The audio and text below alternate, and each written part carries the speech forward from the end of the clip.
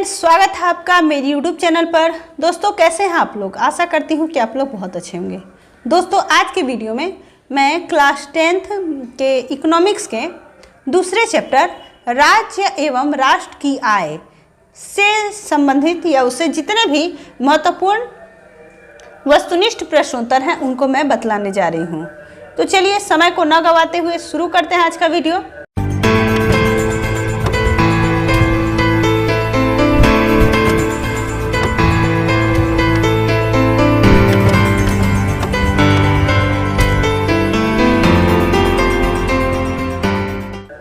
पहला क्वेश्चन है, भारत में वित्तीय वर्ष कहा जाता है, यानी किस महीने को कहा जाता है?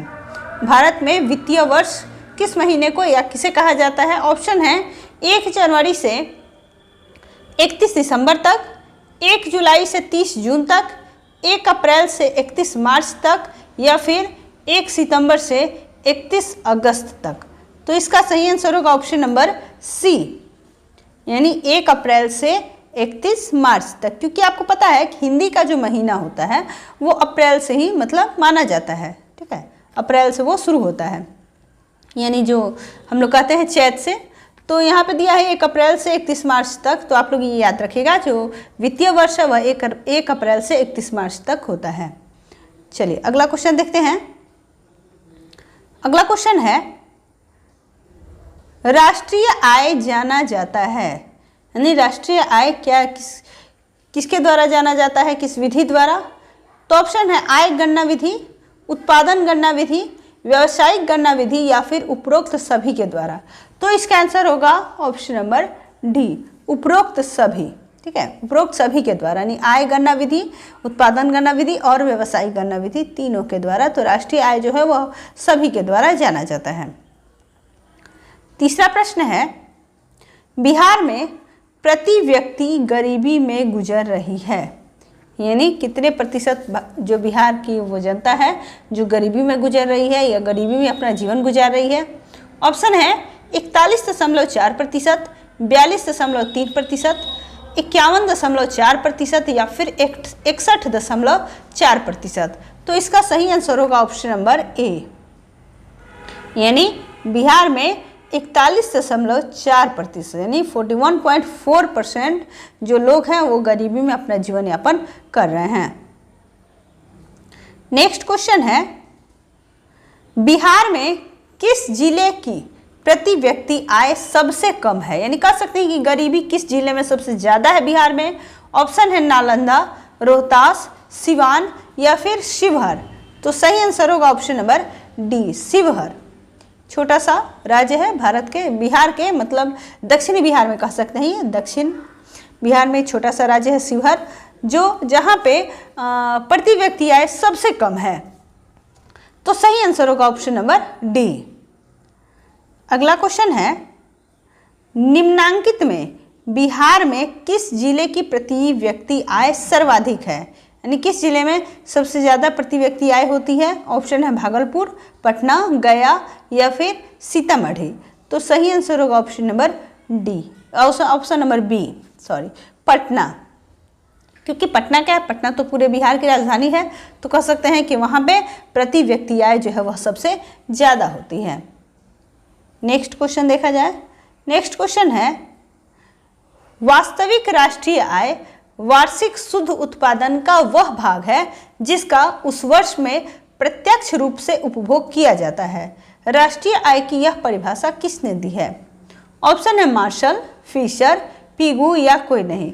तो सही आंसर होगा इसका option number B, Fisher. Fisher ने यह परिभाषा दी थी राष्ट्रीय आय की कि वास्तविक राष्ट्रीय आय वार्षिक शुद्ध उत्पादन का वह भाग है जिसका उस वर्ष में प्रत्यक्ष रूप से उपभोग किया जाता है, यही राष्ट्रीय आय है। चलिए अगला क्वेश्चन देखा जाए। अगला क्वेश्चन है, राष्ट्रीय आय का क्या अर्थ है, उसका अर्थ क्या होता है? ऑप्शन है सरकार की आय, सार्वजनिक उपक्रमों की आय, पारिवारिक आय या फिर उत्पादन के साधनों की आय। तो इसका सही आंसर होगा ऑप्शन नंबर डी, उत्पादन के साधनों की आय। इसी को हम राष्ट्रीय आय की संज्ञा देते हैं।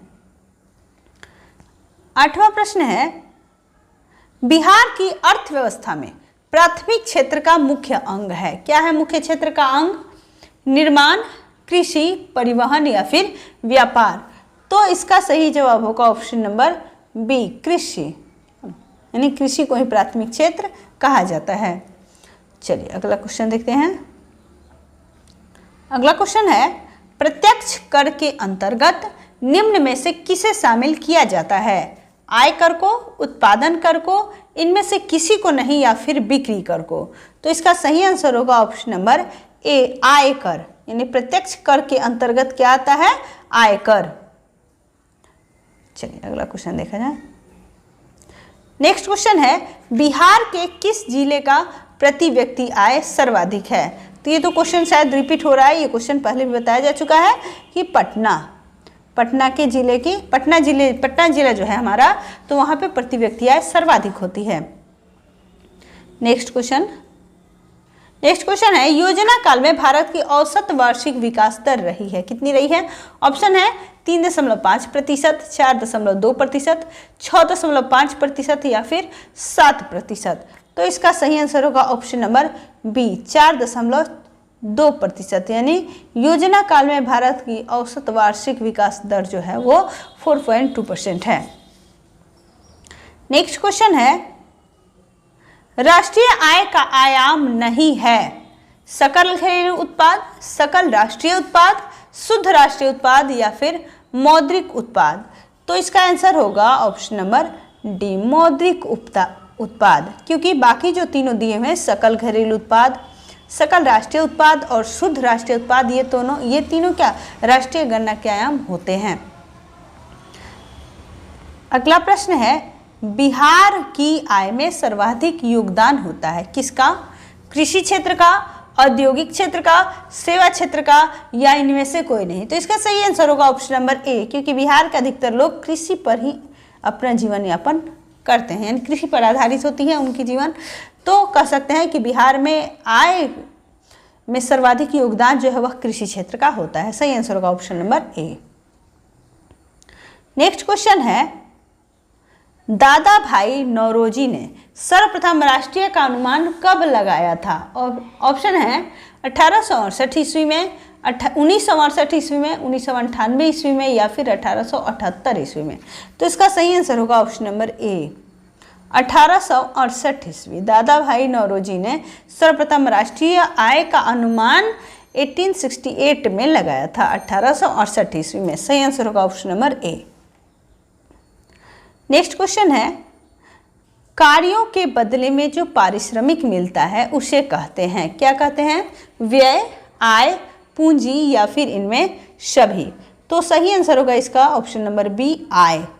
कार्यों के बदले में जो पारिश्रमिक मिलता है उसे हम आय कहते हैं। सही आंसर होगा ऑप्शन नंबर बी, आय। चलिए अगला क्वेश्चन देखते हैं। अगला क्वेश्चन है, भारत में किस राज्य का प्रति व्यक्ति आय सर्वाधिक है? यानी यहाँ जो दिए हुए हैं भारत में पूछा जा रहा है कि भारत में किस राज्य का प्रति व्यक्ति आय सर्वाधिक है? बिहार, चंडीगढ़, हरियाणा या फिर गोवा। तो सही आंसर होगा इसका option number D, Goa. Goa छोटा सा राज्य है तो वहाँ पे प्रति व्यक्ति आय सर्वाधिक होती है। चलिए अगला क्वेश्चन देखते हैं। अगला क्वेश्चन है, उत्पादन एवं आय गणना विधि आर्थिक दृष्टिकोण से है सहज, वैज्ञानिक, व्यवहारिक या उपयुक्त तीनों। तो सही आंसर होगा ऑप्शन नंबर डी, उपयुक्त तीनों, क्योंकि उत्पादन एवं आय गणना विधि के आर्थिक दृष्टिकोण जो है वो सहज भी होते हैं, वैज्ञानिक भी होते हैं और व्यवहारिक भी होते हैं। तो सही आंसर होगा ऑप्शन डी या उपयुक्त तीनों। अगला प्रश्न है, वर्ष 2005-06 में निम्नांकित में किस राज्य की प्रति व्यक्ति आय अपेक्षाकृत अधिक थी? वर्ष 2005-06 में महाराष्ट्र, गुजरात, उत्तर प्रदेश या उड़ीसा। तो उसका सही आंसर होगा ऑप्शन नंबर ए, महाराष्ट्र। उस समय यानी 2005-06 में महाराष्ट्र में प्रति व्यक्ति जो आय थी वो अपेक्षाकृत अधिक थी। अभी क्या, अभी गोवा में है।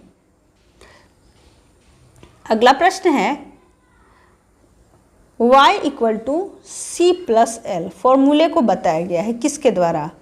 प्रोफेसर केन्स द्वारा, प्रोफेसर फिशर द्वारा, प्रोफेसर मार्शल द्वारा या फिर प्रोफेसर पी के द्वारा। तो सही इसका आंसर होगा option number B, professor Fisher के द्वारा। ये एक समीकरण है जिसे प्रोफेसर फिशर ने बताया था। नेक्स्ट क्वेश्चन है, सन 2008-9 के अनुसार भारत की औसत प्रति व्यक्ति आय है, कितनी है? 22,553 रुपये, 25,494 रुपये, 6,610 रुपये या फिर 54,850 रुपये। तो इसका सही आंसर होगा ऑप्शन नंबर बी, 25,494 रुपये प्रति व्यक्ति आय। तो चलिए इसी के साथ आज का वीडियो यहीं पे समाप्त होता है। मिलते हैं मेरे अगले वीडियो में, तब तक के लिए धन्यवाद।